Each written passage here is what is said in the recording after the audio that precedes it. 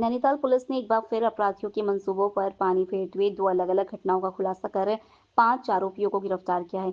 Police के मुताबिक पकड़े गए आरोपियों में कुख्यात लिफाफा गैंग के 3 सदस्य और लालकुआं में सक्रिय चोरी गिरोह के 2 आरोपी शामिल हैं। वरिष्ठ पुलिस अधीक्षक प्रहलाद नारायण मीणा ने प्रेस वार्ता कर इस कार्रवाई की जानकारी दी।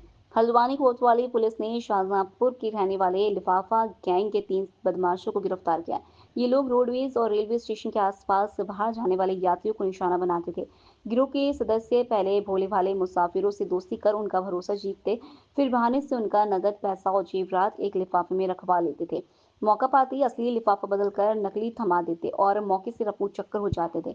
कई शिकायतों के बाद कोतवाली पुलिस ने जाल बिछाकर इनको गिरफ्तार किया। देखिए, आज कोतवाली हल्द्वानी में एक प्रकरण आया है जिसमें कुछ लोगों के द्वारा जो सवारियां हैं उनको गाड़ी में बिठाने के बहाने उनको शिकार बनाया जाता था और उनके पास जो भी सामान होता था उसको एक लिफाफे में रखवा कर और बाद में जो है उस सामान की ठगी इनके द्वारा की जाती थी। इसमें 3 लोगों को गिरफ्तार किया है। तीनों लोग ये उत्तर प्रदेश के रहने वाले हैं। इनके कब्जे से जो इन्होंने ठगी है वो सामान की बरामद की है, साथ ही जो व्हीकल यूज करते थे उस व्हीकल की बरामदगी इनके कब्जे से की गई है। एक दूसरा प्रकरण कोतवाली लालकुआ का है जिसमें एक बड़ी चोरी हुई थी। उस चोरी का माल जो है पुलिस ने बरामद किया है, साथ ही 2 चोरों को गिरफ्तार किया गया है। इनमें से एक जो चोर है वो काशीपुर थाने का स्ट्रीट शीटर है और उसके खिलाफ ऑलरेडी बहुत सारे मुकदमे हैं।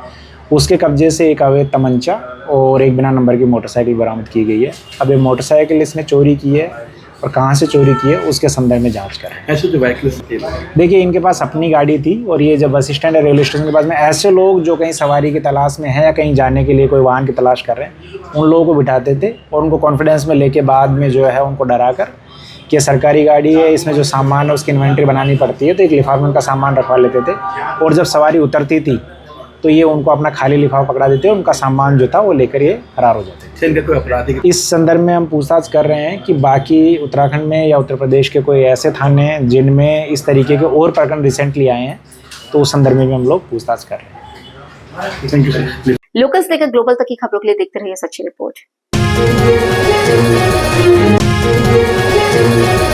मध्य प्रदेश की धार्मिक नगरी उज्जैन में आयोजित अंतर्राष्ट्रीय सप्तऋषि अखाड़ा परिषद के संत समागम सम्मेलन में उत्तराखंड देवभूमि जागेश्वर धाम के मुख्य पुजारी श्रीमान हेमंत भट्ट जी को विधिवत पट्टाभिषेक कर महामंडलेश्वर की पदवी प्रदान की गई। परिषद के संस्थापक सच्चिदानंद बाल प्रभु जी महाराज, जगत गुरु श्री अवधेश प्रमनाचार्य जी और अध्यक्ष ऋषि हर मनोज दास गुरु जी की पावन उपस्थिति में यह विशेष समारोह संपन्न हुआ। सनातन धर्म की रक्षा, अखाड़े की संगठनात्मक मजबूती और संत परंपरा की गरिमा को अक्षुण्ण बनाए रखने के लिए हेमंत भट्ट जी को अंतर्राष्ट्रीय महामंत्री की जिम्मेदारी भी सौंपी गई है। सम्मेलन में जागेश्वर से ऋषिवर कृष्णचंद्र कांडपाल जी को अंतर्राष्ट्रीय सप्तऋषि अखाड़ा परिषद का राष्ट्रीय प्रवक्ता नियुक्त किया गया। इस अवसर पर श्री 1008 कैलाशानंद महाराज जी का भी उत्तराखंड आगमन पर भव्य स्वागत किया गया। बड़ी संख्या में भक्तजनों ने फूल मालाओं और आशॉल से उनका अभिनंदन कर आशीर्वाद प्राप्त किया। महामंडलेश्वर कैलाशानंद महाराज जी ने शॉल उड़ाकर ऋषिवर कांडपाल को नई जिम्मेदारी के लिए शुभकामनाएं दी और विश्वास जताया कि वे अखाड़ा परिषद के कार्यों को नई दिशा देंगे। पत्रकार बंधुओं को बार बार प्रणाम और आप सभी मित्रों का आभार। आज हमारे बीच में हमारे महामंडलेश्वर की पदवी, जिनको महाकाल उज्जैन में अंतर्राष्ट्रीय सप्तऋषि अखाड़े के द्वारा महामंडलेश्वर की उपाधि दी गई है, उनके हल्द्वानी आगमन पर आज हमने अमरदीप होटल पर आपका स्वागत और पत्रकार वार्ता का कार्यक्रम रखा था। आप एक बचपन से ही लगनशील और प्रयत्नशील व्यक्ति रहे और आध्यात्मिक की तरफ ही आपका हमेशा रुझान रहा। आप जागेश्वर धाम में पूजा किया करते थे और महाकाल से बुलावा आया। आज हम उत्तराखंड के लिए बहुत गौरव और आनंदित करने वाला क्षण है कि हमारे बीच में हमारे महामंडलेश्वर हैं और एक इनके प्रवक्ता के रूप में महामंडलेश्वर मंडली ने मुझ पर विश्वास दिला करके मुझे भी अंतर्राष्ट्रीय नहीं राष्ट्रीय प्रवक्ता का जिम्मेदारी दी है, जो बड़े हम लोगों के लिए गौरव का विषय है। जी 19 और 20 जून को उज्जैन महाकाल से हमें वहाँ पर आमंत्रित आया था। संतों का महा सम्मेलन वहाँ पर होने जा रहा था, तो उसमें हम पहुँचे थे। तो वहाँ पर हमें देश भर से आए संत महात्माओं को, उसमें से 19 नहीं, 13 संतों को चुना गया और उसमें से कुछ संतों को मंडलेश्वर और महामंडलेश्वर की उपाधि दी गई। तो उसी में से उत्तराखंड से हमें ये उपाधि दी है, तो बहुत गर्व की बात है, हमें खुद गर्व महसूस हो रहा है। और हम यहाँ पर महामंडलेश्वर जागेश्वर धाम के मुख्य पुजारी भी हैं और उसके साथ साथ हमें महामंडलेश्वर की उपाधि दी गई है। अच्छा, प्रधान पुजारी जी आप जागेश्वर में? मैं जागेश्वर प्रधान पुजारी हूँ। आप जागेश्वर के भट्ट जी जी आप हेमंत भट्ट जी का नाम हुआ। जो वो है योगेश भट्ट, हेडर में योगेश भट्ट, वो सब वहीं के लोग हैं। जी तो बहुत है, लेकिन जागेश्वर धाम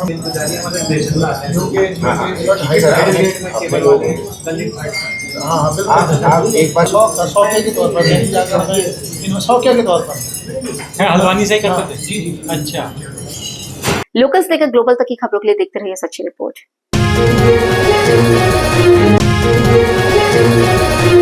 मथुरा के रहने वाले आईपीएस राजीव शर्मा को राजस्थान का नया डीजीपी नियुक्त किया गया है। उनकी नियुक्ति से ब्रजवासियों में खुशी का माहौल है। बधाई देने के लिए घर पर लोगों की भीड़ जुट रही है। राजीव शर्मा श्री कृष्ण के साथ चामुंडा माता के भक्त हैं।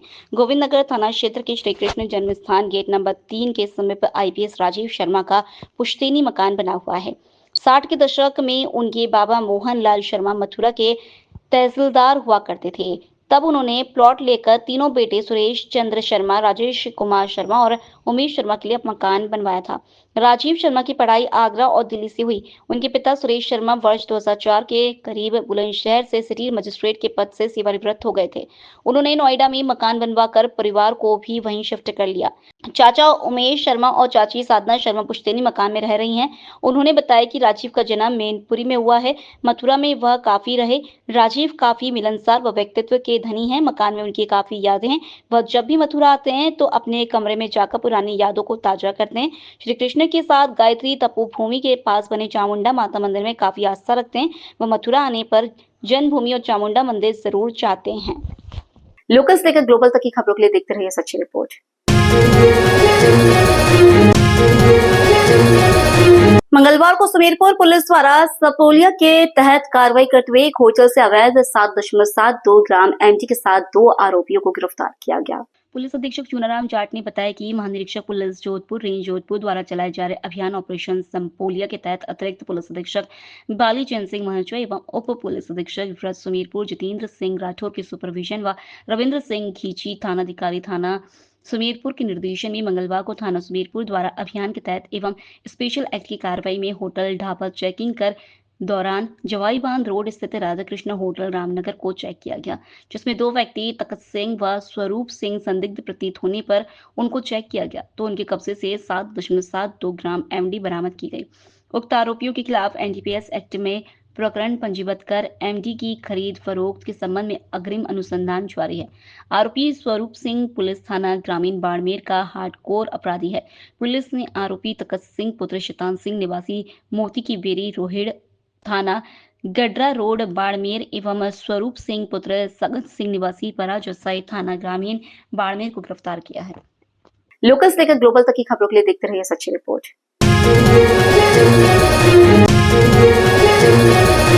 पाली जिले के मारवाड़ जंक्शन के थाना परिसर पर आगामी मुहर्रम पर्व सहित अन्य सभी पर्वों के मद्देनजर जिला कलेक्टर एल एन मंत्री, जिला पुलिस अधीक्षक चूनाराम जाट के निर्देश से सीएलजी की बैठक आयोजित की गई। बैठक की अध्यक्षता सोजत सर्कल वार्ता अधिकारी उप अधीक्षक पुलिस अधिकारी जेठू सिंह करनौत एवं उपखंड अधिकारी महावीर सिंह जोधा, मारवाड़ जंक्शन थानाधिकारी भारत सिंह रावत ने की। आयोजित बैठक में हिंदू मुस्लिम दोनों पक्षों से शांतिपूर्ण तरीके से त्योहार एवं पर्व मनाने की अपील की गई। शांति व्यवस्था बनाए रखने में प्रशासन की मदद करने, शांतिपूर्ण तरीके सौहार्दपूर्ण वातावरण में त्योहार का आनंद लेने की अपील उपखंड अधिकारी एवं वार्ता अधिकारी द्वारा की गई। सीएलजी बैठक में निकलने वाले मुहर्रम पर्व के जुलूस को लेकर आवश्यक दिशा निर्देश जारी किए गए। पुलिस द्वारा कोई संदिग्ध गतिविधियों होने पर पुलिस को सूचना देने की अपील की गई। बैठक में मुहर्रम की रूट को लेकर भी मंथन हुआ। इस मौके पर मारवाड़ जंक्शन व्यापार मंडल के सभी सदस्य, सीएलजी के सभी सदस्य, स्थानीय जनप्रतिनिधि मौजूद रहे। थानाधिकारी भारत सिंह रावत द्वारा सौहार्दपूर्ण वातावरण में मुहर्रम पर्व सहित अन्य सभी पर्व मनाने की अपील क्षेत्रवासियों से की। लोकल्स लेकर ग्लोबल तक की खबरों के लिए देखते रहिए सच्ची रिपोर्ट।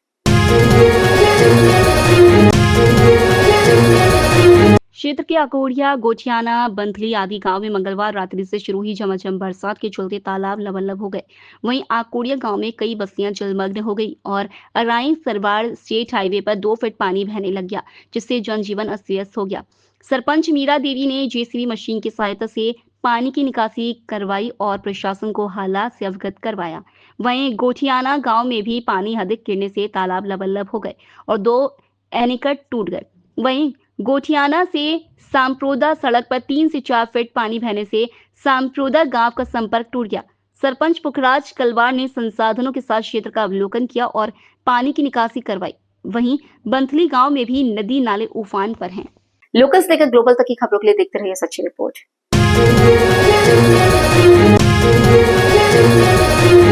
जिले भर में बीते रात हुई 2 बजे से सभी क्षेत्रों में जमकर बारिश देखने को मिल रही है। अरावली से सटे क्षेत्रों में तेज बरसात का दौर जारी है, तो वहीं पाली, मारवाड़, रानी, देसुरी, सोजत, बाली, सुमेरपुर सहित आसपास के सभी ग्रामीण क्षेत्रों में भी जमकर बरसात हो रही है। तेज बरसात के चलते उपखंड मारवाड़ मुख्यालय के सरकारी अस्पताल में पानी का भराव हो गया, तो वहीं रेलवे के सभी अंडर ब्रिज लबालब हो चुके हैं। मारवाड़ आउबा रोड, काचीपुरा, वीर दुर्गा दास नगर, राणावास के रहवासी घरों सहित अनेक निचली बस्तियों में भी पानी का भराव हो गया है। तेज बरसात के चलते खेतों में पानी का भराव हो गया और सोजत मारवाड़ की नदी नालों में पानी की आवक शुरू हुई। मौसम विभाग द्वारा जिले में आगामी 48 घंटे बरसात का दौर जारी रहने और तेज और भारी बरसात की चेतावनी जारी कर येलो अलर्ट जारी किया। लोकल से लेकर ग्लोबल तक की खबरों के लिए देखते रहिए सच्ची रिपोर्ट। कस्बे अराई सहित आसपास के गांवों में विधायक विकास चौधरी का जन्मदिन धूमधाम के साथ मनाया गया।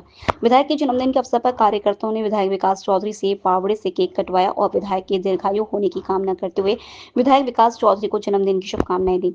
इस दौरान विधायक विकास चौधरी ने क्षेत्र के भामफुला सहित बोराड़ा कासे ग्राम पंचायत में विकास कार्यों का उद्घाटन किया। साथ ही अराई स्थित कच्ची बस्तियों में गरीबों को राशन सामग्री वितरित की और अस्पताल में मरीजों को फल वितरण किया।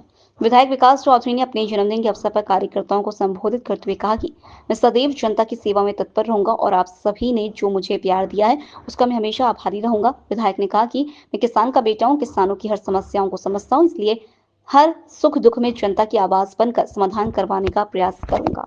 लोकल से लेकर ग्लोबल तक की खबरों के लिए देखते रहिए सच्ची रिपोर्ट। हल्द्वानी शहर के बनभूलापुर इलाके में विधायक निधि को लेकर गुस्सा बढ़ता जा रहा है। स्थानीय लोग खुलकर सवाल उठा रहे हैं कि आखिर विधायक सुमित हृदयेश की करोड़ों की निधि कहां खर्च हो रही है। क्षेत्र के कई मोहल्लों में सड़कों की हालत बदतर है। जल भराव की समस्या हर बारिश में लोगों की मुसीबत बढ़ा देती है, लेकिन इसके बावजूद जनप्रतिनिधियों से लोगों को कोई संतोषजनक जवाब नहीं मिल पा रहा है। बनफूलपुरा के लोग कह रहे हैं कि वर्षों से यहाँ के विकास कार्य सिर्फ कागजों तक ही सीमित है। मछली बाजार से लेकर होली ग्राउंड और आसपास की गलियों में नालियों की सफाई नहीं होती, सड़कें गड्ढों में बदल चुकी और हर जगह अव्यवस्था का आलम है। मोहल्ले के लोग आरोप लगा रहे हैं कि चुनाव के समय बड़े बड़े वादे होते हैं, लेकिन जीतने के बाद नेता सिर्फ कोरी घोषणाएं करके भूल जाते हैं। स्थानीय समाज सेवी और युवाओं का कहना है कि अब जनता चुप नहीं बैठेगी। लोग सोशल मीडिया के जरिए अपनी आवाज उठा रहे हैं और सुमित हृदयेश से सीधा सवाल कर रहे हैं कि करोड़ों की निधि आखिर कहां जा रही है। कई लोग कह रहे हैं कि अगर विधायक निधि का सही इस्तेमाल होता तो बनफूलपुरा आज सुविधाओं से लैस होता। जो भी शिकायत कर रहा है या जो भी सवाल पूछ रहा है वो चलते फिरते आदमी से तो पूछ नहीं रहा है, क्योंकि हमने उनको विधायक बनाया है और उनको एक जिम्मेदारी सौंपी अपने समुदाय की। उनको ख्याल रखना है हर समुदाय का। अब ज़रूरत पड़ती है जब विधायक जी की, उस समय विधायक जी उपलब्ध नहीं होते हैं। जैसे कि आजकल मैं देख रहा हूँ, आप लोगों के माध्यम से ही देखने को मिल रहा है कि विधायक जी पूरी तत्परता से लगे हैं अतिक्रमण के जो खिलाफ अभियान चल रहा है उसमें, जिसमें शासन ने नोटिस जारी किए हैं। यही कंडीशन थी जब 8 फरवरी को हिंसा भड़की, उससे पहले कम से कम 20 चरणों की मुलाकात सरकारी कर्मचारियों के साथ बेचारे सीधे साधे लोगों ने की। उस समय अगर विधायक जी उनके साथ होते और इसी तरीके से लगते तो मैं नहीं समझ सकता, मैं नहीं मानता कि उस समय 8 फरवरी वाला कोई कार्य होता, क्योंकि अगर विधायक जी लग जाते ना वो धार्मिक स्थल टूटता, ना किसी पत्रकार को चोट आती, ना इतने जो लोग जो दर्जन भर से ज़्यादा लोगों की हत्याएं हुई वो होती, और ना पुलिसकर्मी घायल होते। मतलब जी समाज का ताना बाना बना रहता अगर विधायक जी इतनी तत्परता उस समय दिखा देते। जैसे कि स्वास्थ्य सेवाओं को लेकर के है, मुझे विधायक जी या विधायक जी की हमारी सीनियर लीडर हमारी माननीय इंदिरा हृदय जी इतने समय तक रही, मुझे सिर्फ इतना बता दीजिए 30-40 हज़ार बोर्ड ले करके क्या कोई रास्ता ऐसा बनाया है कि हम बेस चिकित्सालय चले जाएं? मुझे एक रास्ता बता दीजिए कि जहाँ से हमारी रिक्शा निकल करके और चिकित्सालय में पहुँच जाए। हमें यहाँ से नीचे जाना पड़ता है मंगल पड़ाव, वहाँ से फिर ऊपर आना पड़ता है। एकमात्र टंडन बिल्डिंग से नीचे होकर के गली जाती है, उस गली में भी बीच में अवरोध है। क्या कभी ये सोचा विधायक जी ने कि इतना बड़ा समुदाय किस हॉस्पिटल में जाएगा तो किस साधन से जाएगा, किस गली से जाएगा? अगर नहीं थी तो 20 बेड बनाना। विधायक निधि कुछ नहीं होती है भाई जी। विधायक होता है। विधायक सरकार की अन्य योजनाएं लाना चाहते थे, वो ला सकते थे। कोई ज़रूरी थोड़ी है विधायक निधि पे ही हम निर्भर रहेंगे। अरे आप डीएम से कहिए, इतने फाउंडेशन का पैसा डीएम के पास होता है। अभी ये तो विधायक जी हैं, 10 लाख रुपए की जो है इन्होंने पाइपलाइन डलवा करके इतना तगड़ा भव्य स्वागत किया। अरे प्रधान डलवा रहे हैं 20-20 लाख रुपए की, 25-25 लाख रुपए की डीएम से, कमिश्नर से। इतने सारी योजनाएं हैं गवर्नमेंट की, उसको लागू कराइए। आप विधायक हैं, आप जल्दी करा सकते हैं। ये हमारी उनसे मांग है। देखिए, ये कड़वा सच है कि विधायक निधि जितनी बनभूलपुरा के अंदर खर्च होनी चाहिए थी उतनी खर्च नहीं हुई। हम ये नहीं कहते कि वहाँ से इतना वोट पड़ा तो आपको इतनी खर्च करनी चाहिए। आपके लिए सारे वार्ड बराबर हैं। जिसने वोट दिया वो भी आपके लिए बराबर है, जिसने नहीं दिया वो भी बराबर है। वार्डों के हिसाब से जो प्रतिशत आता है उस हिसाब से खर्च होनी चाहिए थी, वो खर्च नहीं करी है। ये हमारा दुर्भाग्य है कि हम एक तरफा वोट भी देते हैं, एक पार्टी के दुश्मन भी बनते हैं, और उसके बावजूद हमारा काम, चाहे वो हमारी माननीय इंदिरा हृदय जी रही हों, हम उनका मान सम्मान करते हैं, अब स्वर्गीय हैं। चाहे हमारे उन्हीं के बल पे जो हमारे ये सुमित हृदय जी जीते हैं, लेकिन वो बात ना पहले थी ना अब है। हमारी बस्ती को, मलिन बस्ती को घोषित किया गया, ना तो वो मुद्दा पूरा किया गया। हमारे अस्पताल, वहाँ पर कितनी बार मांग की गई कि यहाँ पर आपातकाल अस्पताल बनाया जाए, वो भी नहीं बनाया गया। हमारे बच्चों खेलने के लिए वहाँ पर कोई जगह नहीं है। बहुत सारे ऐसे मुद्दे हैं जो हम लोगों ने उनको ज्ञापन भी दिए हैं, उनसे मांग भी की है, और वो मांग अभी तक पूरी नहीं हो रही है। मेरे ख्याल से मुझे ऐसा लगता है कि हमें सिर्फ वोट बैंक की तरह इस्तेमाल किया जा रहा है, मांगे हमारी पूरी होने वाली नहीं है। देखिए, सबसे बड़ा तो यहाँ पर वो है तुम्हारे अस्पताल की समस्या है, क्योंकि अस्पताल के अंदर यहाँ बहुत भीड़ लगती है, ये प्रमुख समस्या है। स्कूल तो चलो थोड़े बहुत हैं वहाँ पर, अगर एक आध स्कूल और बन जाए तो वहाँ पर जो भीड़ है वो कम हो जाएगी। वैसे तो सरकार आजकल स्कूल बंद करने पे लगी हुई है, तो नहीं तो वरना मुश्किल है। लेकिन एक खेल का मैदान होना बहुत ज़रूरी था। वहाँ पर एक पार्क बनाया था, उसको भी अस्तबल बना दिया गया है। तो पार्क का वहाँ पर हम लोग अतिक्रमण हटा करके वहाँ पर पार्क ही बनाया जाए, और जो अस्पताल की जो ज़रूरतें हैं उसे कम से कम ये 10-15 बेड का वहाँ ज़रूर बना दिया जाए। ये हमारी प्रमुख मांग है। बात करें लाइब्रेरी की, एक लाइब्रेरी थी वो तोड़ दी गई। SC ST वाला क्षेत्र है या मुस्लिम वाला क्षेत्र है, इसकी हमेशा से अनदेखी की गई है, क्योंकि यहाँ जो मुख्य लड़ाई है वो मनुवाद और अम्बेडकरवाद की है। और अम्बेडकर वाद वाला जो क्षेत्र है ये आपका बनभूलपुरा है, लगभग 100 साल पुराना है।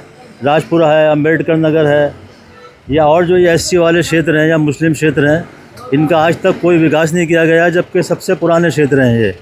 और लगता है कि इसी मनुवादी मानसिकता वाले जो, वो चाहे कांग्रेस के विधायक जी हों या बीजेपी वाले हों, इनकी मानसिकता सबकी एक सी है।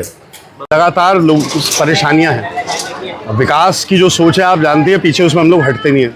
और कोई ऐसा क्षेत्र इस हल्द्वानी में है नहीं जहाँ पे विकास हम लोगों के द्वारा नहीं करा गया।